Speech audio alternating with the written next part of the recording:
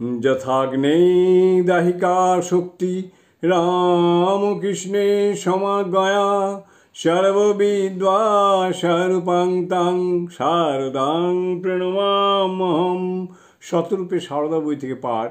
বিষয় শ্রীমা মনীষীবৃন্দের দৃষ্টিতে। পরবর্তী অংশ। এই পর্যায়ে ফরাসি মনীষী রোমা রোলার সীমা সম্পর্কে অভিমত উল্লেখ্য। রোমা রোলার শ্রীরামকৃষ্ণ চরিত্র গ্রন্থটি ফরাসি ভাষায় 1928 খ্রিস্টাব্দের ডিসেম্বর মাসেই রচিত হয়ে যায়।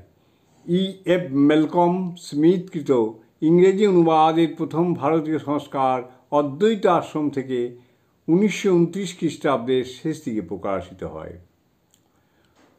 রোমা রোলা তাঁর গ্রন্থে শ্রীরামকৃষ্ণ সারদামণির বিবাহ, পরবর্তী কয়েক বৎসর তাদের পৃথক জীবনযাপন, সারদামণির দক্ষিণেশ্বরে আগমন, শ্রীরামকৃষ্ণের স্ত্রীর প্রতি ব্যবহার সম্বন্ধে এই প্রবন্ধের উন্নত আলোচিত অভিযোগ এবং তার উত্তর প্রভৃতি বিষয়ে তথ্যপূর্ণ বিচারমূলক বিবরণ দিয়েছেন।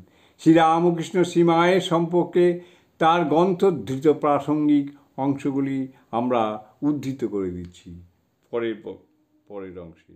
জয় মা।